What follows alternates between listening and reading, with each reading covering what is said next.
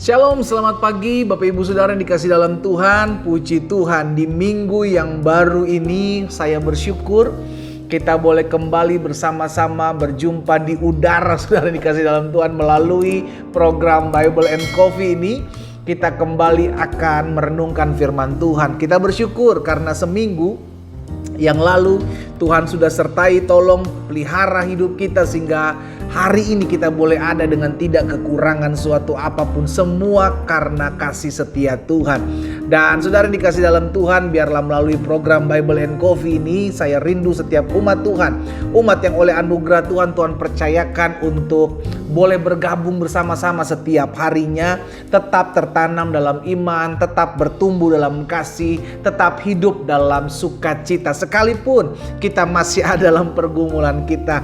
Karena setiap orang, kita pernah belajar, setiap orang punya tanggungannya, salibnya sendiri-sendiri saudara. Tapi bagaimana kita menyelesaikan dengan baik, finishing well ya kan, sehingga apapun yang Tuhan izinkan terjadi dalam hidup saudara dan saya, kita tetap berkata, Tuhan selama Engkau ada di pihakku, aku selalu menjadi orang-orang yang lebih daripada pemenang. Sekalipun 1000, Alkitab bilang 1000 boleh rebah di sisi kiriku, 10.000 di sisi kananku, itu tidak akan menimpa aku. Maksudnya apa? Masalah boleh terjadi, pergumulan boleh ada, begitu banyak masalah dalam hidup kita, tetapi kita kuat berdiri tegak sampai hari ini karena kekuatan yang tidak terbatas itu, kekuatan yang berlimpah-limpah itu Rasul Paulus bilang kita dapati dari Tuhan yang memberikannya kepada kita. Karena itu biarlah melalui program Bible and Coffee ini saya juga mengajak setiap umat Tuhan untuk jadi berkat ya kan, bukan hanya buat kita.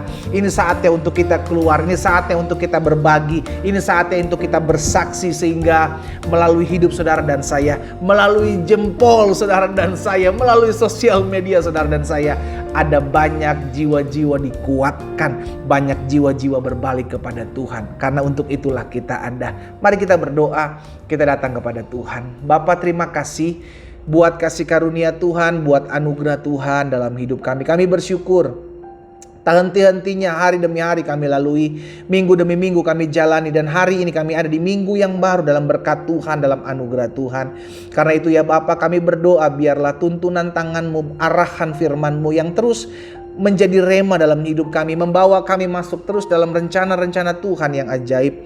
Karena itu ya Bapa yang baik, bicara bagi masing-masing kami, urapi kami dengan roh hikmat dan wahyu sehingga kami mengerti akan kebenaran. Dan biarlah kebenaran itu yang memerdekakan hidup kami. Demi nama Yesus Kristus Tuhan kami yang hidup, kami berdoa dan bersyukur. Haleluya.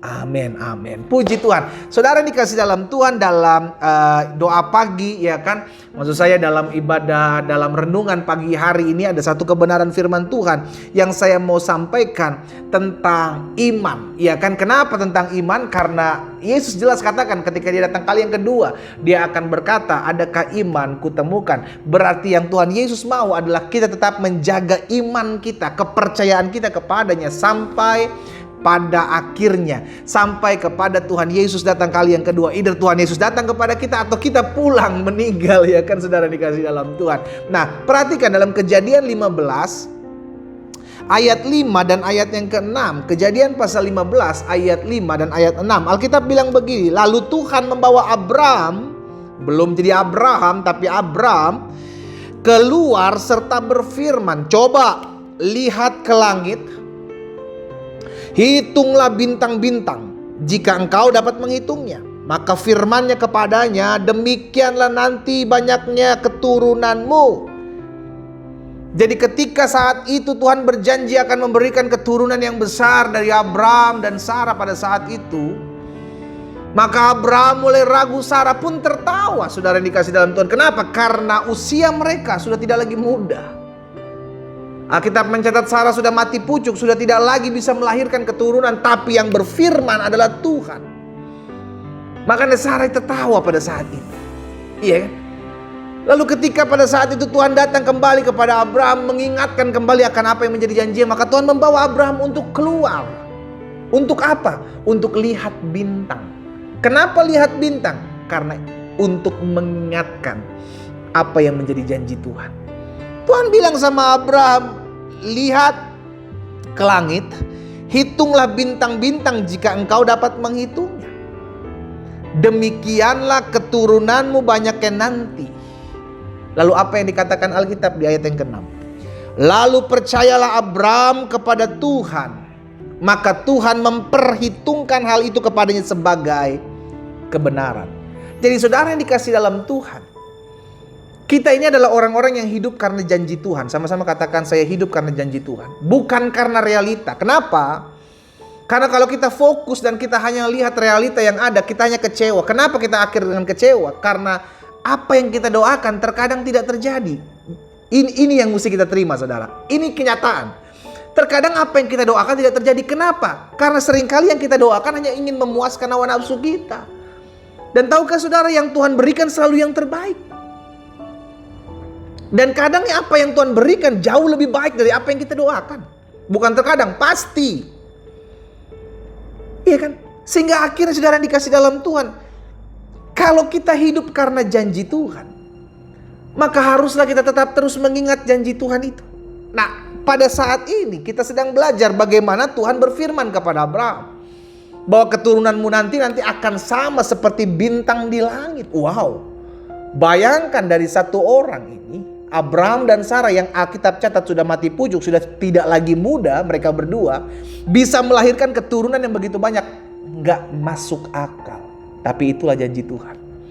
Apa yang tidak mungkin bagi kita manusia, itu mungkin bagi Tuhan. Makanya selalu saya berulang-ulang bilang, jangan pernah membatasi kuasa Tuhan terjadi dalam hidupmu. Karena tahukah saudara, seringkali yang membuat mujizat tidak terjadi, seringkali sesuatu yang besar tidak terjadi dalam hidup kita karena kita mulai tidak percaya.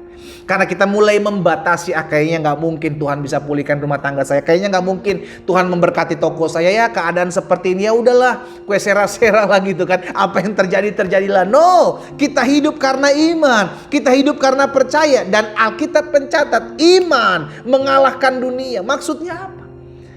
Saya pakai bahasa saya, iman mengalahkan realita, saudara.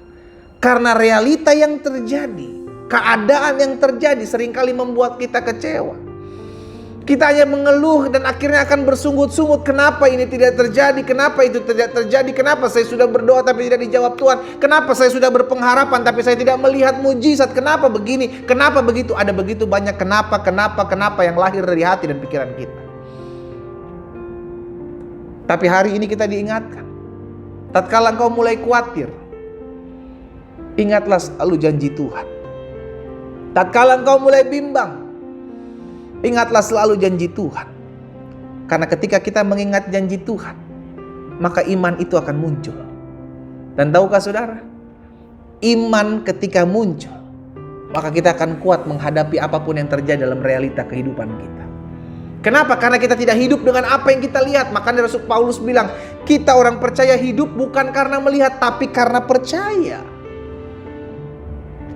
Amin, saudara. Karena itu hari ini saudara dikasih dalam Tuhan, kita diingatkan, hiduplah pakai iman. Kita beriman kepada apa? Janji Tuhan. Kenapa Tuhan bawa Abraham untuk melihat di langit? Untuk menghitung bintang? Tuhan secara tidak langsung kembali mereview, kembali brainstorming ke Abraham untuk mengingatkan kembali. Ingatlah akan janji-janjiku. Ingatlah apa yang aku sudah katakan. Ingatlah. Dan ini yang saya mau ingatkan juga kembali kepada saudara. Ingatlah janji Tuhan dalam hidup. Engkau yang hari-hari ini mulai khawatir, engkau yang hari-hari ini mulai capek mengiring Tuhan, engkau yang hari-hari sedang menantikan janji Tuhan, tetap ingat janji Tuhan. Karena Alkitab mencatat, apa yang keluar dari mulut Allah tidak akan pernah kembali kepada Allah dengan sia-sia, melainkan akan mengerjakan apa yang Dia kehendaki dan berhasil dalam apa yang Dia suruh. Kita pegang. Karena kita hidup harus pakai iman. Karena iman yang akan mengalahkan realita yang terjadi. Kita berdoa. Bapa, dalam nama Yesus, terima kasih buat firman-Mu. Seringkali kami ragu, seringkali kami mulai bimbang tatkala kami mengiring Tuhan. Tapi hari ini kami diingatkan, tatkala Abraham bimbang akan janji Tuhan, maka Tuhan mengajak Abraham untuk kembali mengingat apa yang Tuhan janjikan. Hari ini pun kami kembali diingatkan bahwa Tuhan yang berjanji, Tuhan pasti akan menepati apa yang Kau janjikan. Karena janji Tuhan itu murni. Dan biarlah kami tetap terus menantikan, karena kami tahu orang yang menanti-nantikan Tuhan akan dapatkan kekuatan yang baru. Karena itu ya Bapa, apapun yang hari-hari ini Umatmu engkau dapati sedang lemah, sedang goyah, sedang patah semangat, sedang kehilangan pengharapan. Hamba berdoa di dalam nama Yesus, beri mereka semangat kembali untuk tetap beriman akan janji-janji Tuhan.